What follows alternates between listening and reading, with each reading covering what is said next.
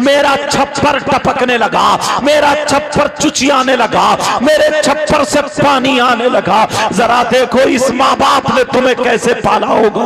अल्लाह अल्लाह। मोहम्मद बिन हारून बोले, मेरी माँ मुझे सीने से लगा करके कभी इस कोने में खड़ी हो जाती है, कभी इस कोने में खड़ी हो जाती है। मेरी माँ मुझे बचाती रही भीगने से, लेकिन जब दोपहर का टाइम हुआ, अब बादल गरज रहा है, बिल्कुल घटाटोप काली अंधेरी छा जाती है, बादल बिल्कुल छा जाता है। दिन में ऐसा होता है जैसे रात होने लगती है, जैसे ही बारिश होती है, बादल बादल बिल्कुल छाया हुआ था और बिजली कड़क रही थी। मोहम्मद बिन हारून बोले, उस डकैत को, उस गुंडे को मौका मिला और वो मेरी माँ के घर में घुस जाता है, मेरी माँ की इज्जत लूटने के लिए घर में आ जाता है। मोहम्मद बिन हारून बोले, मेरी माँ उसे देख करके मुझे लेके कोने में छुप जाती है, मगर जैसे ही कोने में छुपी, फिर मेरी माँ ने मुझे चारपाई पे लिटा दिया और खुद छुप जाती है ताकि उस गुंडे के हाथ में ना पड़ जाऊं। अल्लाह अल्लाह। मेरी माँ का ये आलम था। मोहम्मद बिन हारून बोले, मेरी माँ एक बकरी की तरह चारे हाथ पांवों से चल के बारिश में भीगती हुई दरवाजे पे पहुंच जाती है, उस गुंडे से बच करके जंगल का रुख करती है। लेकिन जैसे मेरी याद आती है, जैसे मेरी ममता भड़क उठती है, मेरी माँ ने मेरी वजह से कदम आगे नहीं बढ़ाया, मेरी माँ चुपके से फिर घर में वापस आ गई, एक बकरी की तरह चलती हुई आई। ओ नौजवानों, तुम्हें क्या पता है, अरे इस माँ ने तुम्हें कैसे पाला है, 9 महीने तुम्हें पेट में रखा है। आज तू अपनी माँ को आंखें दिखाता है, आज तू अपने बाप को आंखें दिखाता है, आज तू बंबई चला गया, आज तू दिल्ली चला गया, आज तू गोवा चला गया, आज तू चेन्नई चला गया, आज तू मद्रास चला गया, आज तू सिक्किम वगैरह चला गया, आज तू 4 पैसे कमाने लगा, तेरा बाप अब बाप नहीं रहा, तेरी माँ। फरमाते हैं, नजरतुन इलल आलिम, आका फरमाते हैं किसी आलिम की तरफ एक मर्तबा देखना। क्या करना बोलो? अहब्बु इलैया मिन इबादति सनतिन, आका फरमाते हैं मुझे 1 साल की इबादत से ज्यादा पसंद है। तो वो ये आलिम है। और सुनो, आका फरमाते हैं, क़ाल रसूलुल्लाह सल्लल्लाहु ताला अलैहि वसल्लम, खम्सुम मिनल इबादा क़िल्लतुत तआम वल क़ुऊदु फिल मस्जिद वन नज़्रु इलल काबा वन नज़्रु इलल मुस्हफ़। नबी फरमाते हैं 5 चीजें इबादत में से। नंबर 1 कम खाना इबादत, नंबर 2 वल क़ुऊदु फिल मस्जिद, मस्जिद में बैठना इबादत, नंबर 3 वन नज़्रु इलल काबा, काबे को देखना इबादत, नंबर 4 वन नज़्रु इलल मुस्हफ़, कुरान पाक को देखना इबादत, नंबर 5 वन नज़्रु इलल आलिम, आलिम का दीदार करना इबादत। सुभान अल्लाह, सुभान अल्लाह। अब ये मेरी बात तो है नहीं, ये नबी की बात है, आका की बात है। बड़ी तेजी से मैंने ये आपकी तरफ देखते हुए फौरन ये 2 हदीसें पढ़ी हैं, वरना इतनी हदीसें मुझ जैसा कम इल्म अगर बयान करने पाए कई हदीसें और बयान कर सकता है।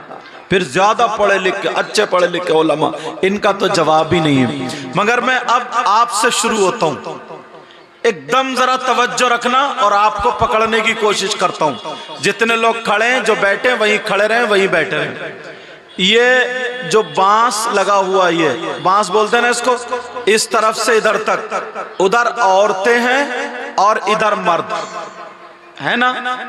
तो मर्दों को चाहिए कि उस तरफ ना जाएं, औरतों को चाहिए कि इधर ना आए, और अगर बीच में पर्दा हो जाता तो और अच्छा था।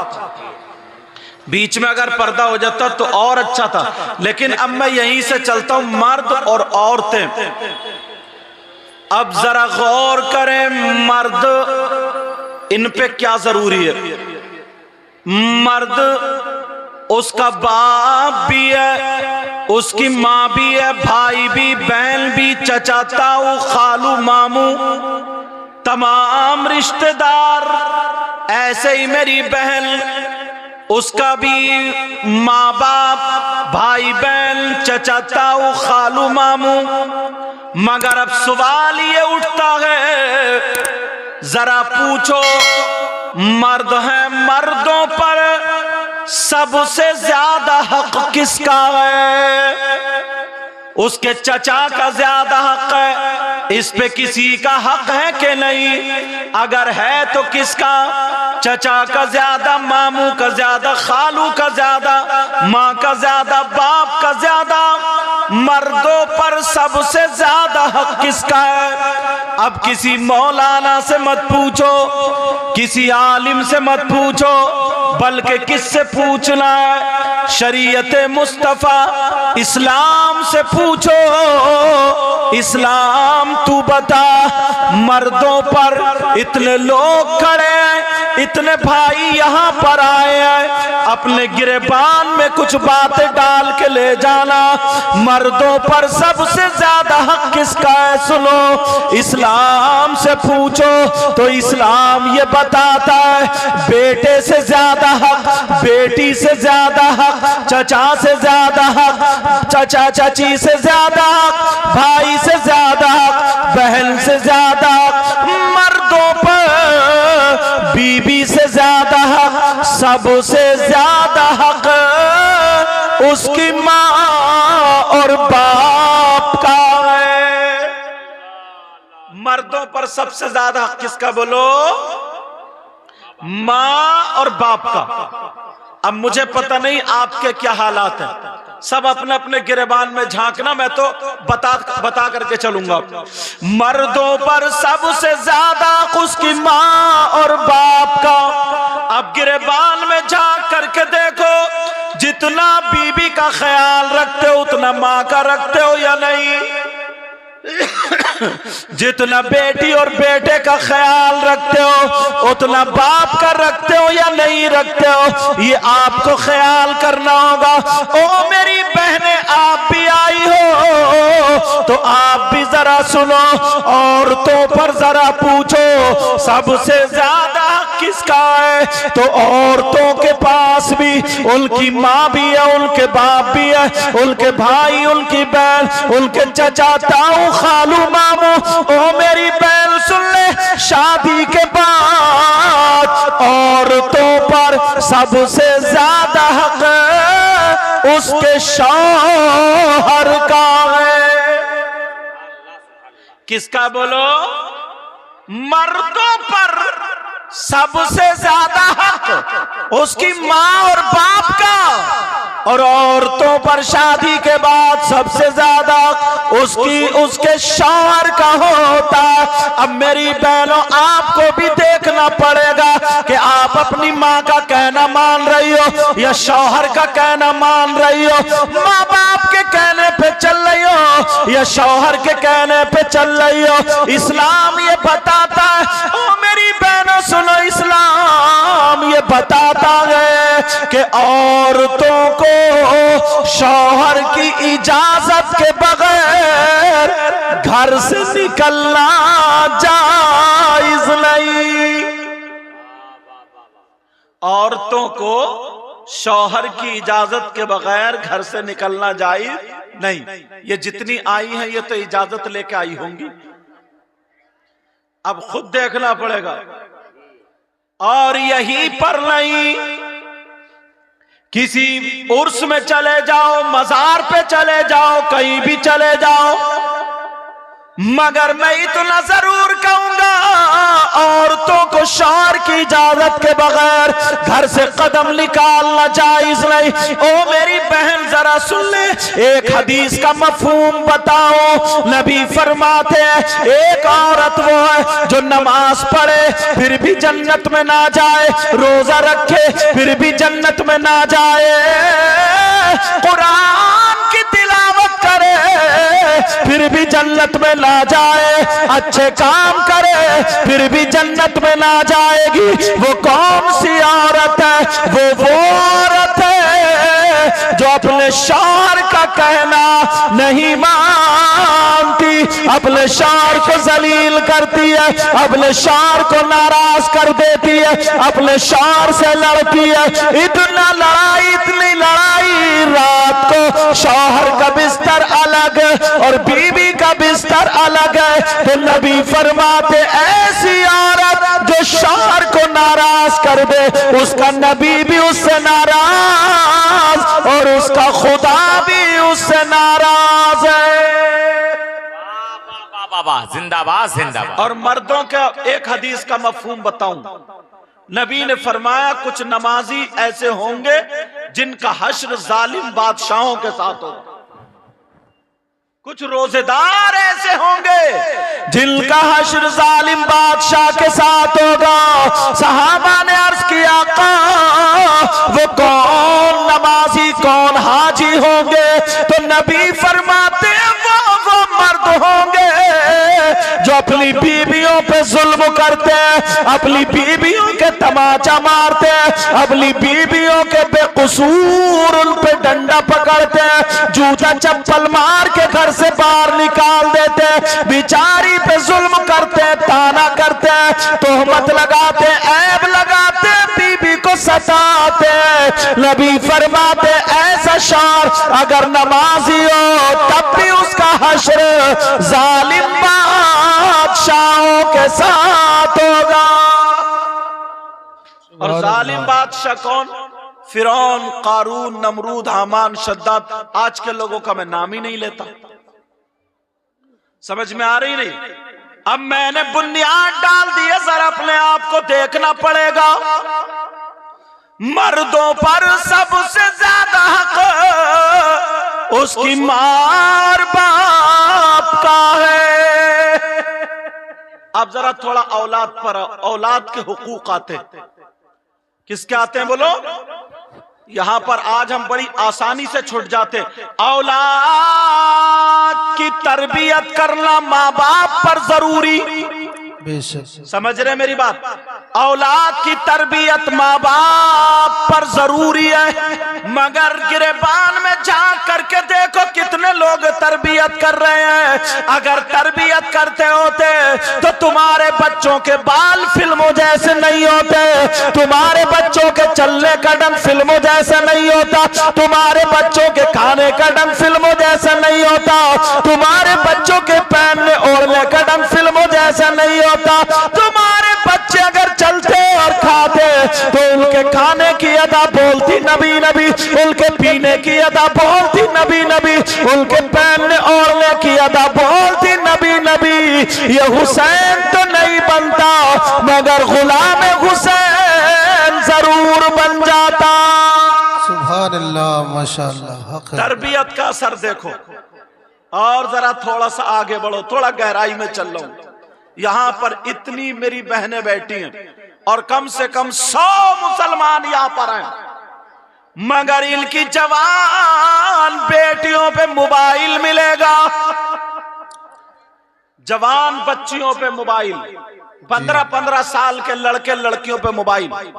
मैं इतना पूछना चाहता हूं कि हमने अपनी बेटी को जो मोबाइल दिया, इसे मोबाइल की क्या जरूरत? देख लो रास्ते में धक्के मारती फिर रही है, जी हक है। देख लो बेटियों के हालात। तुम्हें क्या पता, तुम तो यहां रह रहे हो, हिंदुस्तान में उलमा घूमते, कितनी लड़कियां गैर मुस्लिमों से टच हो गई, अल्लाह अल्लाह। कितनी लड़की अपने माँ बाप को छोड़ के घर से निकल गई। इतनी माए हैं ये, इतनी माए, मैं इनसे पूछना चाहता हूँ, जवान बेटियों पे मोबाइल है, ओ मेरी बहन तूने मोबाइल अपनी बेटी को क्यों दिया? क्या तेरी बेटी की फैक्ट्री चल रही है, तेरी बेटी का कारखाना चल रहा, तेरी बेटी के ट्रक चल रहे, हवाई जहाज चल रहा है, बसें चल रही है, मुझे बता दे क्या चल रहा है? बेटी पे मोबाइल की क्या जरूरत है? अगर किसी की बेटी पढ़ रही है, लैपटॉप रखे, टैबलेट रखे, मोबाइल रखे, ठीक है, मगर आज शादी में देख लेना, शादी में अगर 50 लड़कियां होंगी तो एक भी अल्लाह की बंदी ढंग के कपड़े नहीं पहने होगी, दुपट्टा नहीं संभालेगी, मोबाइल संभालेगी वो। ये है माँ बाप की तरबियत।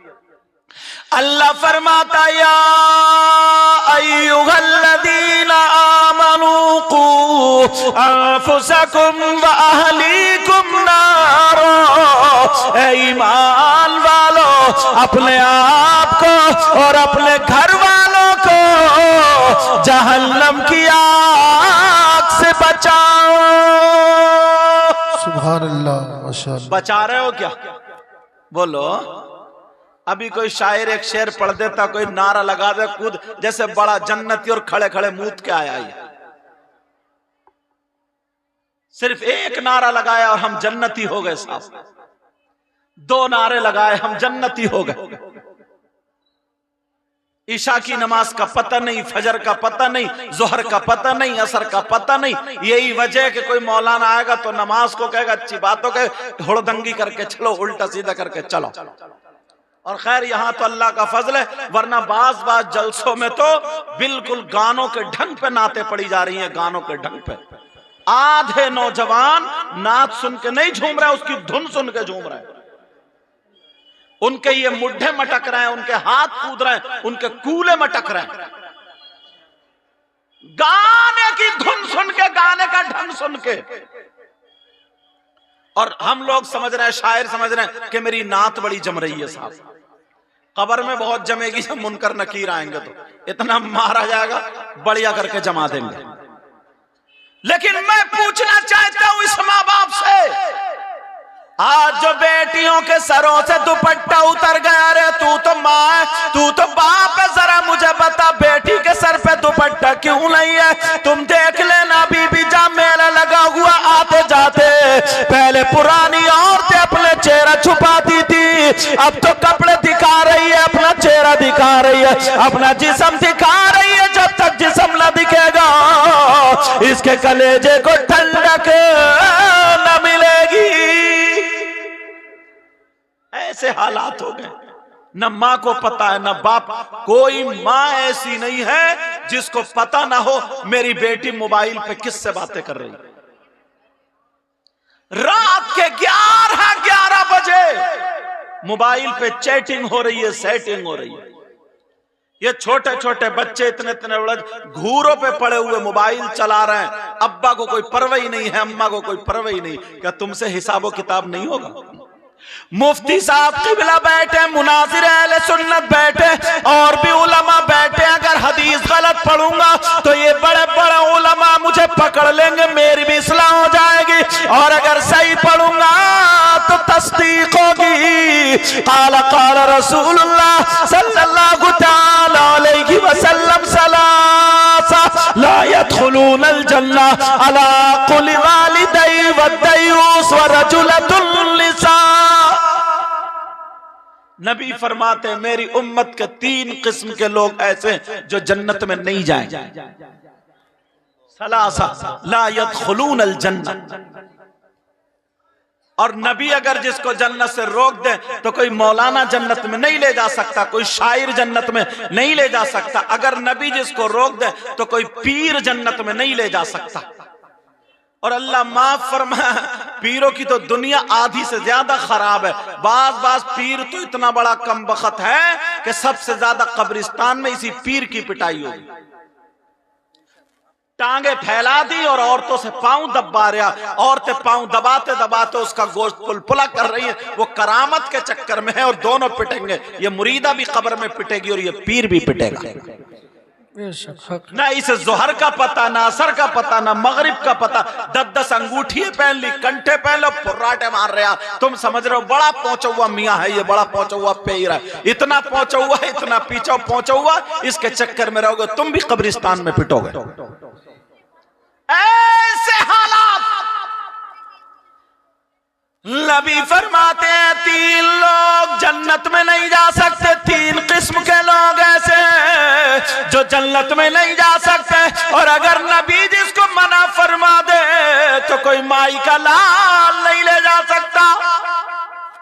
और मैं तो ये कहता हूं अगर नबी जिसको मना कर देना तो उसकी नमाजें भी उसे जन्नत में नहीं ले जा सकती, उसके रोजे भी जन्नत में नहीं ले जा सकते, उसकी ज़कात भी, जलसा, उसकी तकरीर, नात, कुछ भी जन्नत में नहीं ले जा सकती अगर नबी जिसको रोक दे तो।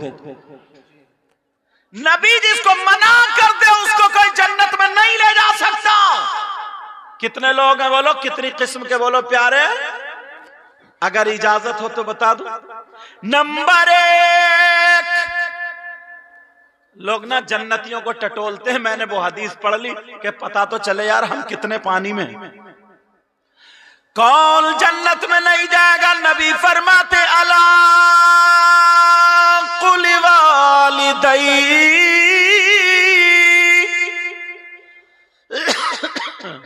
माँ बाप का नाफरमान जन्नत में नहीं जा सकता। माँ बाप को सताने वाला जन्नत में नहीं जा सकता। माँ बाप को तकलीफ देने वाला जन्नत में नहीं जा सकता।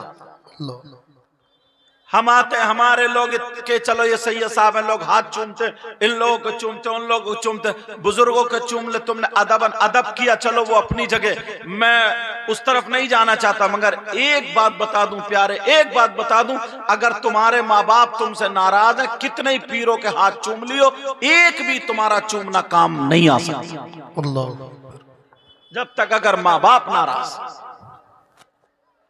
असली चीज छोड़ दिए। नबी फरमाते अला कुल वालिदै, माँ बाप का नाफरमान जन्नत में नहीं जा सकता।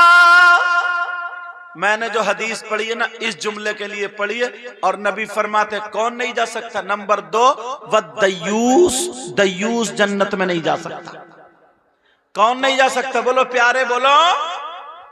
दयूस जन्नत में नहीं जा सकता। आप समझ रहे हो कि ये दयूस पता नहीं कहां का रहने वाला, ये कौन है, कौन से गांव का, किसका नाम है?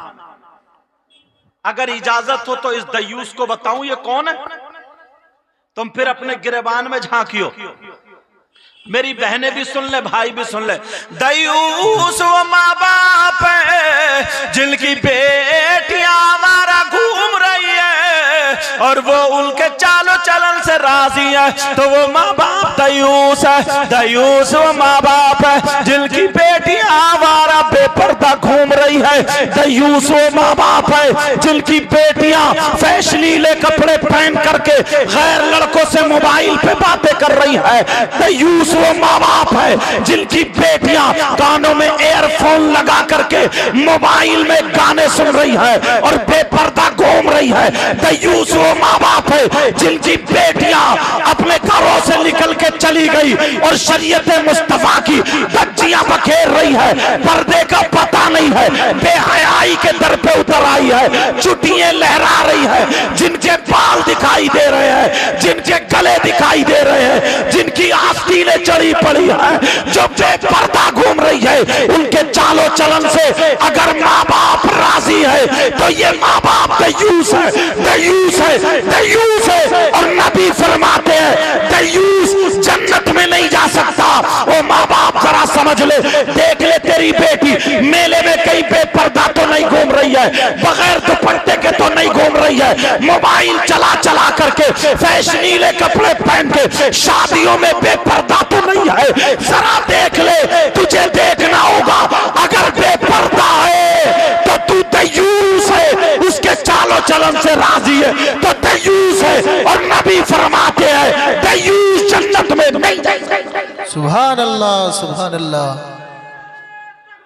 अल्लाहु अकबर, या रसूल अल्लाह, जिंदाबाद, अल्लाहु अकबर, या रसूल अल्लाह। दयूस शौहर भी है, तवज्जो रखना, शौहर भी है। कौन शौहर? वो शौहर जो अपनी बीबी को डेकोरेशन करा करके मेलो ठेलों में बेपर्दा घुमा रहा है, जी गैर लड़कों से हाथ मिलवा रहा है, जिसकी बीबी गैर मर्दों से बातें कर रही है, जिसकी बीबी बेपर्दा घूम रही है, कोई पर्दा नहीं कर रही है, उसका चालो चलन फिल्मों जैसा है, बेहयाई के दर पे उतर आई है और वो शौहर उससे राजी है, तो वो शौहर भी दयूस है। और नबी फरमाते हैं दयूस जन्नत में नहीं जा सकता।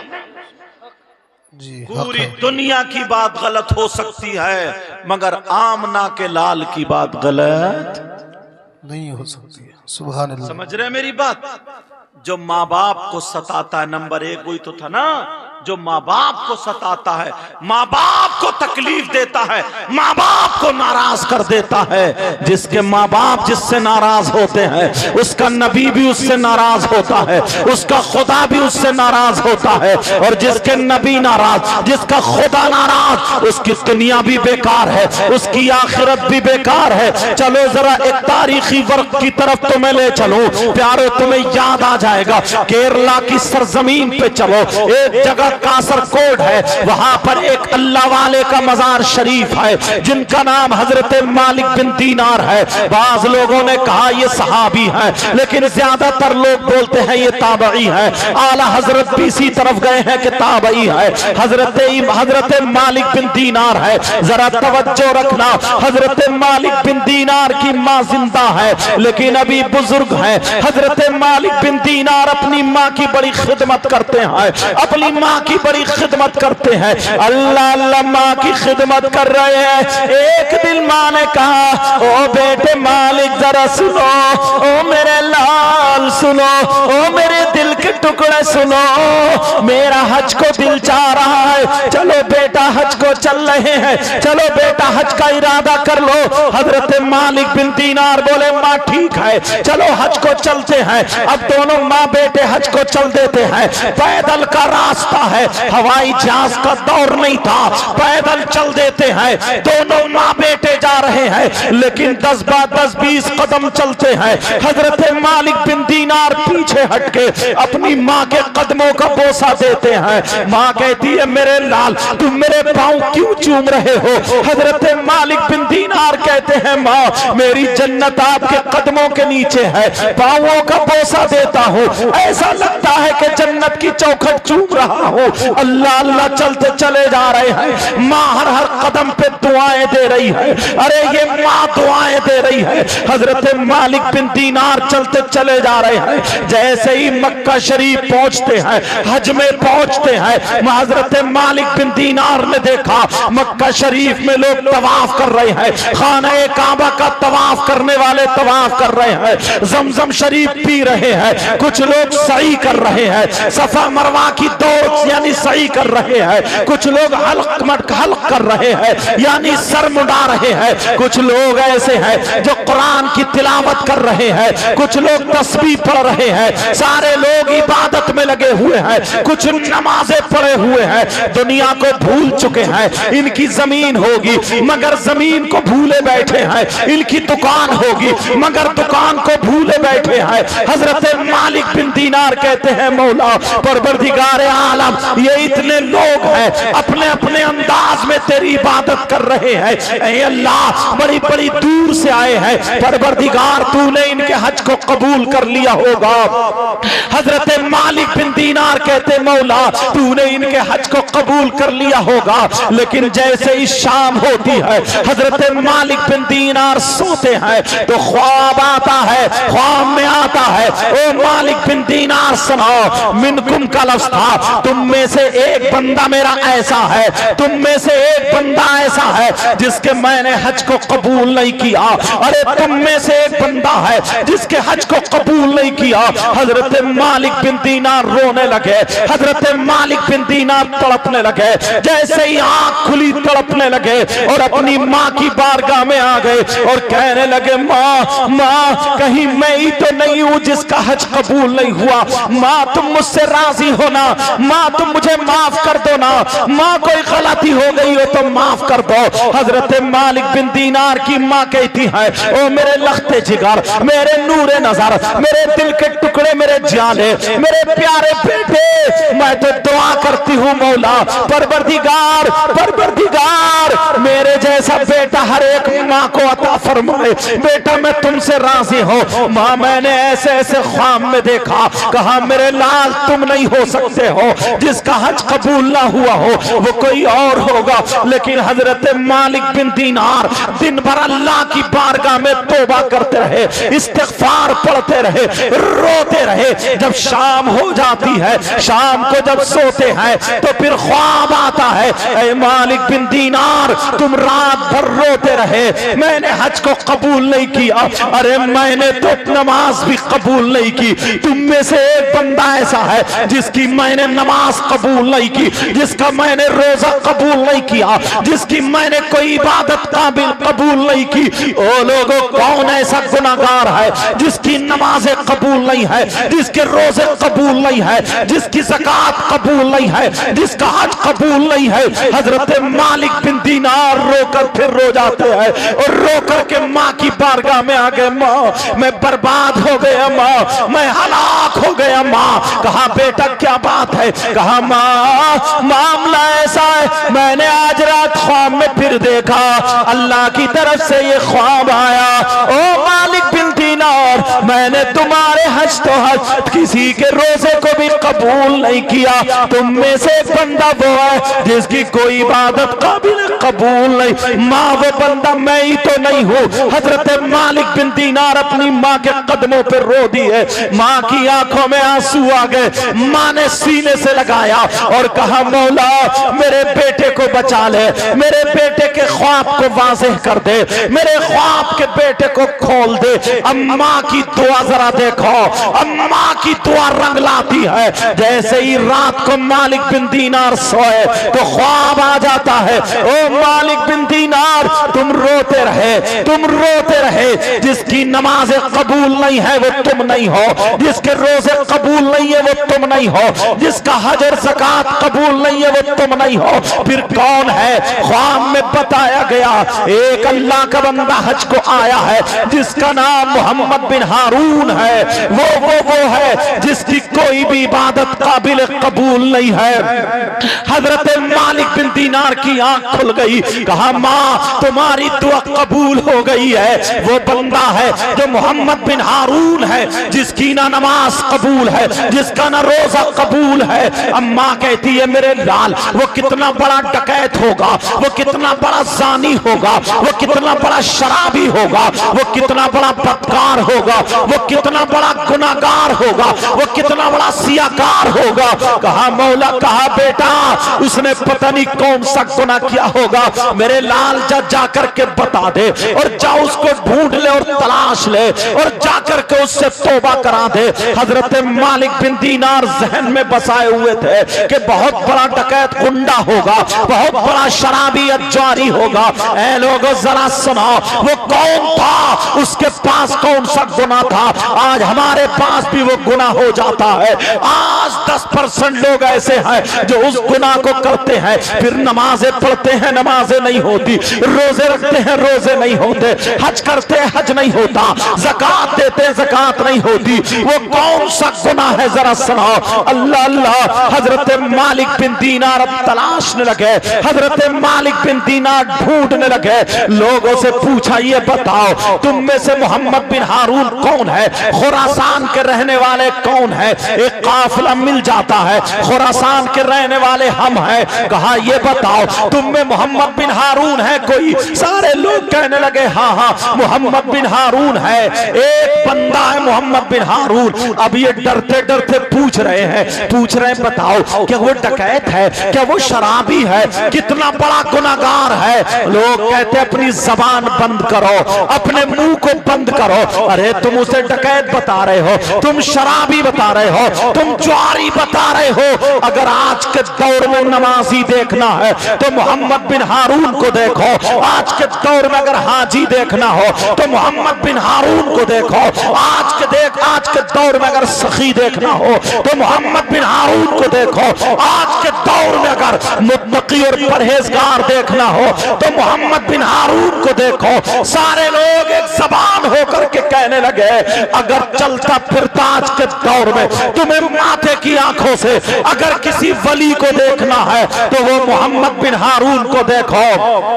उन जैसी नमाजें किसी के पास नहीं है, तो ये तो और चक्कर में पड़ गए। या अल्लाह, उसका तो एक सजदा भी कबूल नहीं है। अरे वो कौन है जो इतना बड़ा नमाजी मुत्तकी परहेजगार मगर उसकी कोई भी इबादत काबिल कबूल नहीं है। अल्लाह अल्लाह। हजरत मालिक बिन दीनार जब उसके पास गए तो वो नमाजें पढ़ रहा था, वो सजदे में था, नमाज पर नमाज पढ़ता चला जा रहा है। हजरत मालिक बिन दीनार अपनी माँ के पास आ गए, माँ से इजाजत ले ली। आज रात जब उसकी कुटी पर पहुंच गए, जब उसकी झोपड़ी पर पहुंच गए, हजरत मालिक बिन दीनार वहां पर पहुंचे तो वो मोहम्मद बिन हारून पूरी रात अल्लाह की इबादत करता रहा, पूरी रात नमाज पढ़ता रहा, पूरी रात इबादत में रहा।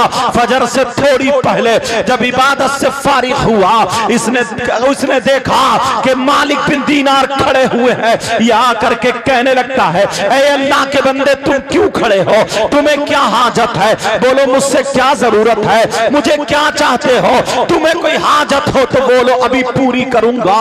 ये हजरत मालिक बिन दीनार कहने लगे मेरा नाम मालिक बिन दीनार है, तुम खुरासान के रहने वाले हो। कहा जी खुरासान का रहने वाला हो। कहा तुम्हारा नाम मोहम्मद है। कहा जी मेरा नाम मोहम्मद है। कहा तुम्हारे बाप का नाम हारून है। कहा जी मेरे बाप का नाम हारून है। बात बताओ बात क्या है। मालिक बिन दीनार कहने लगे तुम्हारी नमाज़ें में देखता हूँ, तुम्हारा तकवा में देखता हूँ तो रश्क होता है, मगर अल्लाह की बारगाह में तुम्हारा एक सजदा भी कबूल नहीं है, तुम्हारा एक रोजा भी कबूल नहीं है, तुम्हारी इबादत कोई भी कबूल नहीं है। जब इतना सुना मोहम्मद बिन हारून की आंखों में आंसू आ गए। मोहम्मद बिन हारून रोने लगे, इतना रोए, सिसकियां और हिचकियां लेने लगे, सिसकियां बन जाती हैं और रोने लगे, कहने लगे हाँ भाई मुझे पता है मालिक बिन दीनार, मुझे पता है मेरा एक सजदा भी अल्लाह की बारगाह में कबूल नहीं है, मेरी कोई इबादत काबिल कबूल नहीं है। कहा तुम्हें पता है तो फिर तुम्हें गुनाह का भी पता होगा, तुम्हें जुर्म का भी पता होगा, तुमने कौन सी खता की है, कौन सा जुर्म किया है, कौन सा गुनाह किया है। मालिक बिन दीनार ने जब कहा तो मोहम्मद बिन हारून बोले हाँ मुझे अपने गुनाह का पता है, मुझे अपने जुर्म का पता है, मुझे अपनी खता का पता है। कहा जरा बयान करो। अब मोहम्मद बिन हारून रो करके बैठ जाते हैं, कहते हैं भाई जरा मेरी ज़बानी मेरी कहानी सुन लो, अगर इजाजत हो तो बता दूं क्या गुनाह था, बोलो सुनना चाहते हो या नहीं चाहते हो। हजरत मालिक बिन दीनार बोले बताओ। मोहम्मद बिन हारून बोले सुनो भाई, मेरा बाप बहुत गरीब था, मेरा टूटा फूटा छप्पर था, मेरा मकान बना हुआ नहीं था, मेरी माँ बड़ी शरीफ थी। जब मैं पेट में था, अपनी माँ के पेट में था, मेरे बाप का इंतकाल हो जाता है, मेरे बाप का इंतकाल हो गया। मेरी माँ मेरे चचा के पास गई, मगर मेरे चचा ने सहारा ना दिया, मेरे ताऊओं के पास गई, मेरे ताऊ भी सहारा ना बने, मेरी माँ का कोई पुरसाने हाल ना था, मगर मेरी माँ दूसरी औरतों के यहाँ बर्तन मांज के गुजारा करती रही, दूसरी औरतों के यहाँ पे झाड़ू पोछा करती रही, मेरी माँ दूसरी औरतों के यहाँ कपड़े धो कर उसे जो रुपया पैसा मिलता था उससे गुजर बसर करती थी। मैं अपनी माँ के पेट में था। मेरी माँ बताती है जब मैं पैदा हुआ उस वक्त मेरा मकान टूटा फूटा था, मगर मेरे गांव में गुंडा रहता था जिसकी नजर मेरी माँ के ऊपर पड़ जाती है। वो मेरी माँ पे गलत नजर डाले हुए था। वो ये चाहता था कि किसी तरीके से इसकी इज्जत लूट लूं, किसी तरीके से इसके साथ गलत हरकत में मुलव्विस हो जाओ। आप समझ गए हो उसकी क्या नियत थी। मगर मोहम्मद बिन हारून रोते जा रहे, कहते जा रहे, मेरी माँ ने अपना चेहरा तो चेहरा, अपना पल्लू तक नहीं दिखाया। ओ मेरी बहनों सुन लो, इस्लाम की शहजादियां ऐसी होती हैं। आज तुम अपना जिस्म दिखा के चल रही हो, आज तुम अपनी चुटियां लहरा के चल रही हो, आज तुम अपने बाल दिखा के चल रही हो। जरा देखो इस्लाम की शहजादी को। मोहम्मद बिन हारून कहने लगे, मेरी माँ ने अपना चेहरा नहीं दिखाया। वो गुंडा मेरी माँ के पीछे रहा, लेकिन मेरी माँ ने कभी मौका ना दिया।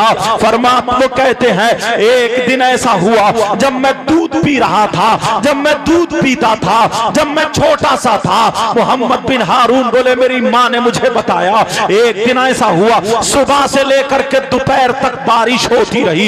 इतना पानी बरसा, इतना पानी बरसा, गांव में पूरे में पानी भर गया। मेरे मकान में घुटनों घुटनों पानी हो जाता है। मेरी माँ मुझे सीने से लगा करके, मेरा छप्पर टपकने लगा, मेरा छप्पर चुचियाने लगा, मेरे छप्पर से पानी आने लगा। जरा